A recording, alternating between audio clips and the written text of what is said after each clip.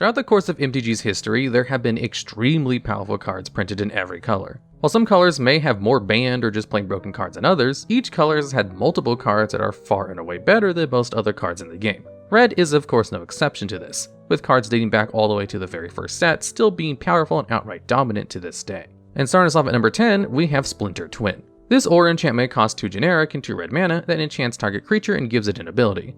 The ability it gives allows you to tap the creature to create a token that's a copy of that creature. The token has haste, which means it can ignore Summoning Sickness and attack or use tap abilities that turn, but the token is also exiled at the beginning of the next end step. In a vacuum, the card might not seem the most impressive, essentially allowing a creature to tap itself to create an expendable token. It allows you to attack more aggressively with the token and preserve the original creature, but of course the card is far more effective with abilities that trigger whenever a creature enters the battlefield. Since the token would enter the battlefield, it would trigger that effect, which allowed for the card to be abused with certain types of abilities. The ability to re-trigger and enters the battlefield effect enabled a powerful combo deck with certain creatures. In particular, creatures that had abilities that can untap a permanent you control when enchanted with Splinter Twin could create a token that would then untap the original creature, who can then tap itself again to create another token. This created an infinite combo in which you can make as many tokens of the creature as you needed to kill your opponent, and all of them had haste so they could attack right away. This combo was made all the more powerful given that creatures that were most often used in the combo had the keyword ability Flash, which allowed them to be cast on your opponent's turn. One such creature was Pestermite, which cost 2 generic and 1 blue mana, which could be cast on your opponent's turn. Its ability allows you to tap or untap any permanent, meaning it could be used to tap down an opponent's best creature on their 3rd turn, untap for your 4th turn, play a land, cast a Splinter Twin, and then win the game on the spot. This turn 4 kill the time was fairly ahead of the curve, and saw Splinter Twin get banned in the modern format.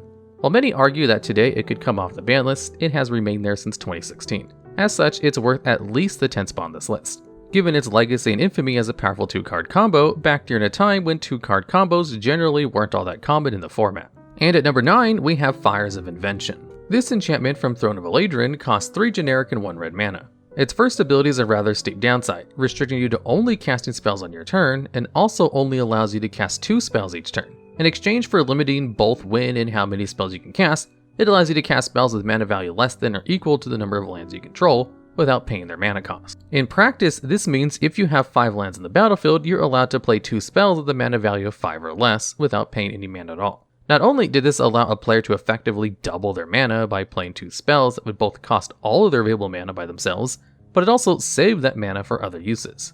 While you cannot cast another spell, you can use the mana on activated abilities. One common card used alongside Fires of Invention in Standard was Kenrith the Returned King, whose 5 different abilities provided a wide array of options to dump all of your mana into. Fires of Invention decks were dominant enough that the card was eventually banned in Standard. However, the card has also seen great success in the Pioneer format, with a Fires of Invention deck built around Enigmatic Incarnation, in particular seen success at Pro Tour Phyrexia. Enigmatic Incarnation is an enchantment that allows you to sacrifice another enchantment at your end step. If you do so, you may search your library for a creature with mana value equal to 1 plus the sacrifice enchantment's mana value, then put that creature onto the battlefield. This deck was built to be full of high power enchantments, which could then be sacrificed to grab various creatures the deck ran at a single copy. Even if the deck happened to draw some of these creatures and lacked the right colors to cast some of them, Fires of Invention could then simply play them for free and continue the game. And if Fires of Invention's downsides were ever getting in the way, you could just sacrifice Fires of Invention to Enigmatic Incarnation to free yourself from the downside. Beyond just this deck though, Fires of Invention has seen play in various decks built around Yorion Sky Nomad. Yorion is one of the companion cards, a group of creatures from Ikoria that can be played from the sideboard as long as your deck met the proper deck building requirements. Yorion requires you to run at least 20 more cards than the minimum number of 60, which has proven to be one of the more easiest to accommodate companion requirements. One downside of companions is that you have to pay 3 generic mana to put the card in your hand from your sideboard before you're allowed to cast it. However, in Fires of Invention's decks, if you have out the namesake enchantment, you can pay the mana to add Yorion to the hand, then cast them for free. Fires of Invention has not proven to be oppressive yet in any formats other than Standard, but as those formats progress, time will tell if the card winds up getting banned yet again. And at number 8, we have Goblin Recruiter. This creature costs 1 generic 1 red mana and has 1 power and toughness.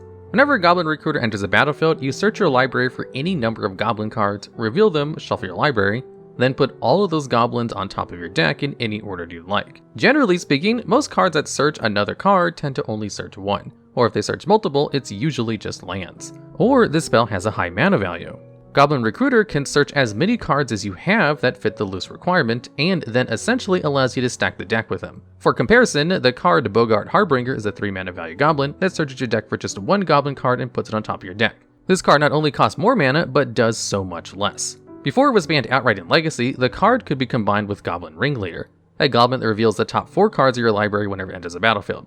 You're allowed to put all goblin cards you find there into your hand, meaning after Goblin Recruiter, you could stack a Goblin Ringleader on top of your deck, then put goblins beneath it to ensure you'd essentially draw 4 when Ringleader enters the battlefield. This can be stretched even further by making sure one of the 4 cards you draw with Goblin Ringleader is another copy of Ringleader, and thanks to Goblin Recruiter, you can chain these together to draw a ton of cards. While this combo isn't all that impressive by more modern standards, Goblin cards in recent years have only made Goblin Recruiter all the more powerful. Muxus Goblin Grandee has a similar effect to Goblin Ringleader, yet it reveals the top 6 cards and instead of putting them into your hand, puts the goblins you find onto the battlefield. While this is limited to goblins with a mana value 5 or less, meaning you cannot summon another Muxus directly, thanks to your ability to stack the deck with Recruiter, you can make it so your Muxus hits 6 goblins, including a goblin that can find your other copy of Muxus like an aforementioned Goblin Ringleader. Beyond this, there's also the potential for an infinite combo thanks to Goblin Ringleader's interaction with Conspicuous Snoop.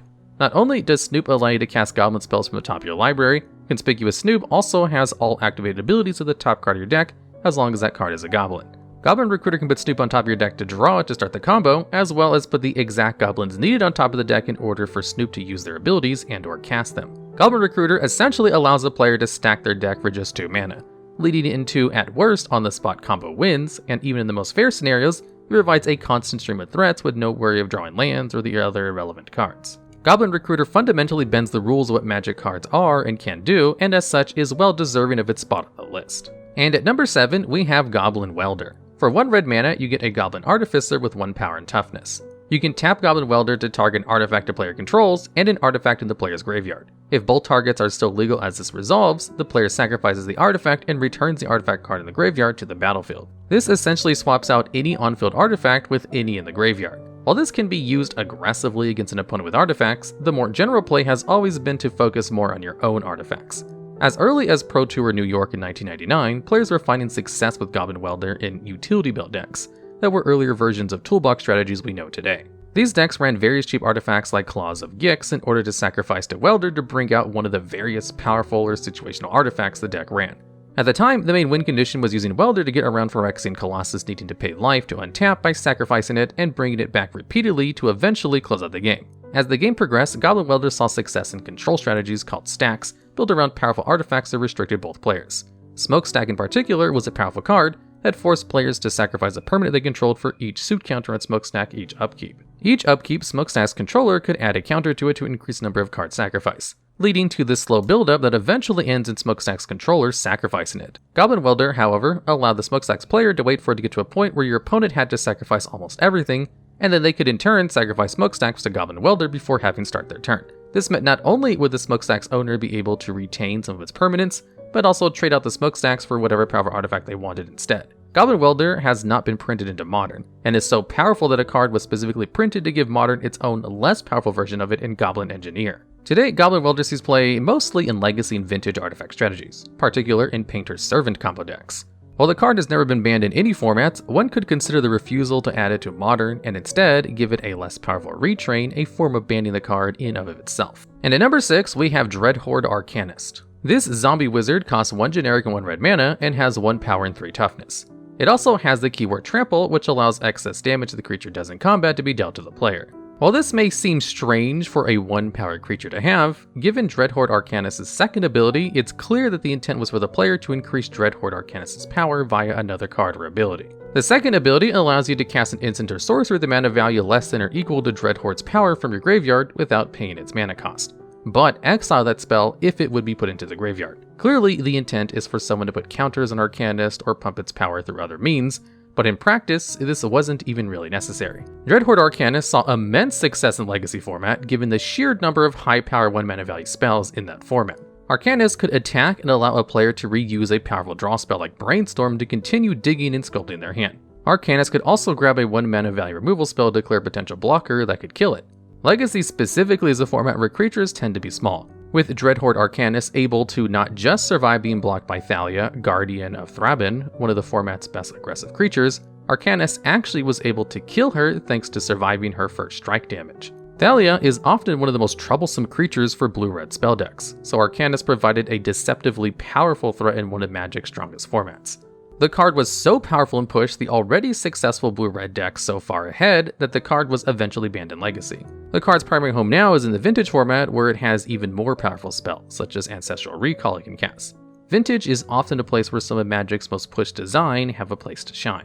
Notably, the card is still legal in Modern, but it lacks the sheer density of powerful 1-mana spells that make Arcanist worth it, since the idea of going out of your way to raise Arcanist's power to cast different mana value spells really isn't worth it in practice. But in the right environment, Dreadhorde Arcanist can be an extremely unfair card. And at number 5, we have Fireblast. This instant spell costs 4 generic and 2 red mana to deal 4 damage to any target.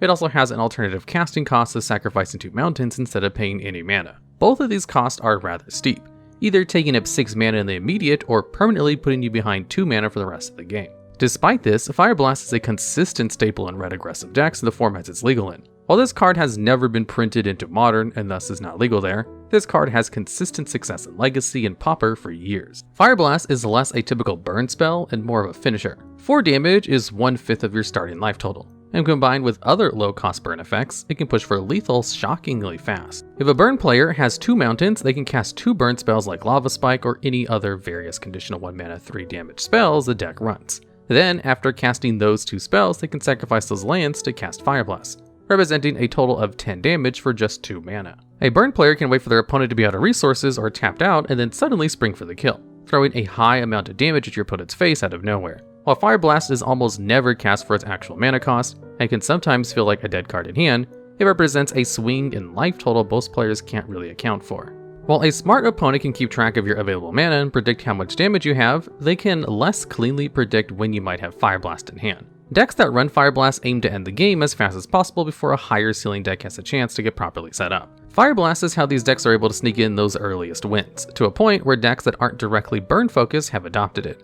One prime example is Zoo-style decks in Legacy that run low mana value, high-powered creatures like Tarmogoyf. These aggressive decks also leverage Fireblast to help clean up those games, thanks to Legacy's high density of dual lands and land typings that count for Fireblast. There were even some decks built around this card synergy with Vile Smasher the Fierce, who would deal damage equal to the card's mana value, meaning that while you paid 0 mana, Vile Smasher would deal 6 on top of the 4 from Fireblast. While perhaps not as infamous as other cards of this list, Fireblast represents an essentially free burn spell that has shaped red aggressive decks in multiple formats, and has never even been allowed into the Modern format in the first place. And at number 4 on this list, we have Faithless Looting. This sorcery costs just a single red mana and allows you to draw 2 cards, then discard 2 cards. Faithless Looting also has the keyword Flashback, which allows you to cast a card from your graveyard for its flashback cost, then exile it. For Faithless Looting, this means you can pay 2 generic 1-red mana to cast Faithless Looting from the graveyard. Even without the flashback mode, Faithless Looting would likely have been quite potent, as the card Careful Study offered the same effect, but for 1 blue instead of 1 red, and was decently playable in its time. While it's not really card advantage since you're discarding as many cards as you're drawing, it is card selection. Especially for decks that have specific cards that they want in the graveyard, Faithless Looting was an effective way to sculpt their hand to include the cards they wanted to actually cast, while putting the cards they didn't want in the graveyard. This led to various strategies adopting the card, with the Dredge decks in particular finding it useful. Dredge as a mechanic allows you to replace drawing a card with instead milling cards equal to the card's Dredge value, then putting said Dredge card into your hand from the graveyard. Dredge decks could use the first cast of Faithless Looting to put any Dredge cards they drew into the graveyard. Then, when flashing it back, instead of drawing cards with the first ability, they could choose to Dredge instead to mill more cards. Then just discard the Dredge creatures again and keep going. If they happen to mill a copy of Faithless Looting as well, the cards would still be usable thanks to Flashback, giving it more value compared to similar cards like Cathartic Reunion, which might on paper seem better for the deck. The card still sees play in Pauper and Legacy, yet never may come back to the format where it was once one of the best turn 1 plays in the game. And at number 3, we have Simian Spirit Guide. This ape spirit costs 2 generic and 1 red mana and has 2 power and toughness. However, it's not ever likely you'll ever be casting Simian Spirit Guide, save for very desperate situations, since the card's primary purpose is to be exiled from your hand. By exiling it from your hand, you're able to add 1 red mana. This effect is a callback to Elvish Spirit Guide, a green creature which did the same thing. While both are quite strong and have seen play in Legacy, Simian Spirit Guide was the only one ever printed in Modern and saw enough play to where it was eventually banned in 2021. At face value, it might seem odd that this card was so powerful given that a creature like Elvish Mystic provides a more secure and repeatable source of mana and is also perfectly legal in the format. And while more typical and fair decks certainly prefer to get more long-term value out of their cards, combo decks in the format simply want to win as fast as possible. As such, Simian Spear Guide essentially represented extra mana to help push towards comboing as fast as possible. Some decks like Ad Nauseam were built around fairly expensive spells or interactions that won the game, and Simian Spear Guide would help. But more relevant to the cards banning were more aggressively fast decks like Neobrand, which ran 4 Simian Spear Guides alongside other ways of cheating mana like Chancellor of the Tangle, which could be relevant in the opening hand to add a green mana in an attempt to cheat out the powerful card Grizzlebrand as early as the first turn. There were various decks that abused Simian Spear Guide in the format, and while many of them had not been meta or dominant, they slowly added up to the card having something of a reputation. This came to a head with T-Bolt's Chicory, a card that was banned at the same time as Simian Spear Guide, given its combo of countering your own spells in hope of cheating out a big game-ending threat. This combo was notorious enough and potent enough that it finally forced Wizards to act and not just ban the card causing the combo, but the notorious mana-generating Simian Spear Guide that helped prompt it up, and various other combo decks. The card was also used in various prison-style decks, given its ability to help you cheat out restrictive artifacts like Trinisphere a turn earlier than usual, and catch your opponent off guard. The card still sees play where it's illegal alongside its green counterpart, pushing all-in combo strategies just a little bit further and a little bit faster to this day. And at number 2, we have Underworld Breach. This enchantment from Theros Beyond Death costs 1 generic and 1 red mana. It gives each non-land card in your graveyard the ability Escape. Escape is an ability that allows you to cast that card from your graveyard for its escape costs. Underworld Breach gives these cards an escape cost equal to their card's original mana cost, plus exiling 3 other cards from your graveyard. At the beginning of your next end step, you're required to sacrifice Underworld Breach. This essentially means that Underworld Breach only lasts for a single turn and will remove itself afterwards. While you can bring it back through enchantment recursion, the decks that use Underworld Breach tend to end the game the turn they cast the card. Underworld Breach gives a player access to their entire graveyard, and even lets you use the same spell multiple times via escape as long as you have enough other cards in your graveyard exile with enough mana to pay. Despite these seemingly steep costs, the card has proven to be extremely effective in combo decks that aim to cast a high density of spells. The card is comparable to Yawgmoth's Will, which allows you to cast cards from your graveyard and has been banned in pretty much every format possible. It's easier to run out of gas with Underworld Breach, but it's also still fairly easy to reuse mana generating spells and draw power to eventually go through your whole deck. In Legacy in particular, the card Brain Freeze synergized well with Underworld Breach. It milled 3 cards and copied itself for each other spell that had been cast that turn. This means that if you targeted yourself, you could mill your deck enough to play another Brain Freeze, which would then copy itself, milling you for 6 more cards. You would continue until you had a high enough storm count to then target your opponent instead and mill out their entire deck. More conventional spell-focused combo decks also ran the card, leading to it eventually getting banned for pushing these combo decks over the top in the format.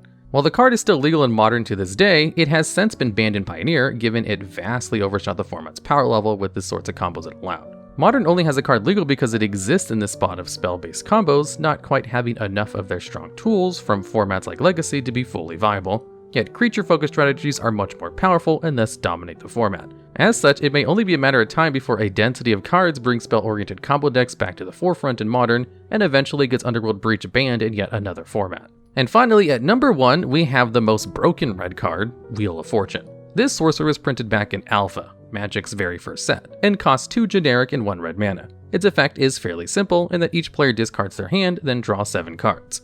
While the card is symmetrical and does allow your opponent to draw 7 cards, there are many ways in which this card can be abused. In formats such as Vintage, where powerful fast mana effects like Black Lotus are legal, you can start your turn by playing out these mana accelerants, then cast Wheel of Fortune to refill your hand. Your opponent will both not go up on cards, but will also lose whatever starting hand they had decided to keep, and instead be forced to draw a random new 7. While there's no guarantee what they'll draw, there's always a chance of potentially giving your opponent a vastly worse hand than the one they had before. Beyond this, Wheel of Fortune also does discard the cards, which does allow you to set up graveyard plays and completely refill your hand. Of course, Wheel of Fortune's most powerful use is arguably when it's the last card in your hand. If you have a great deal of mana in the late game and Wheel of Fortune to draw a whole new hand, you'll have the luxury of using your new hand of cards before your opponent, especially if you waited until they were tapped out to do so. The card can also be combined with a card such as Narset, Parter of Veils, or another card which restricts your opponent's ability to draw. If you cast Wheel of Fortune with a card like this out, your opponent will discard their hand but then not be able to draw 7. Some cards like Notion Thief even allow you to draw the cards instead of them, meaning you'll draw 14 while your opponent is left with 0 cards in hand. This interaction is so potent that Narset has been restricted to 1 copy per deck in the Vintage format. Wheel of Fortune shares this fate and is also banned in Legacy outright. The only format with no restriction on its legality is the Casual Commander format, which means there is no format where you're legally allowed to play more than a single copy of Wheel of Fortune. By itself, the card is already quite potent, but when combined with other cards, it can spiral into being quite unfair. Many cards throughout the years have tried to rebalance and capture the power wheel of fortune, and many have been playable in their own right despite not being anywhere close to as powerful. When it comes to red cards, there's no card quite as infamous or powerful as Wheel of Fortune. Alright, and that's the list. Are there any cards you think we may have missed, or have any ideas for future videos just like this one? If so, go ahead and leave it down in the comments below.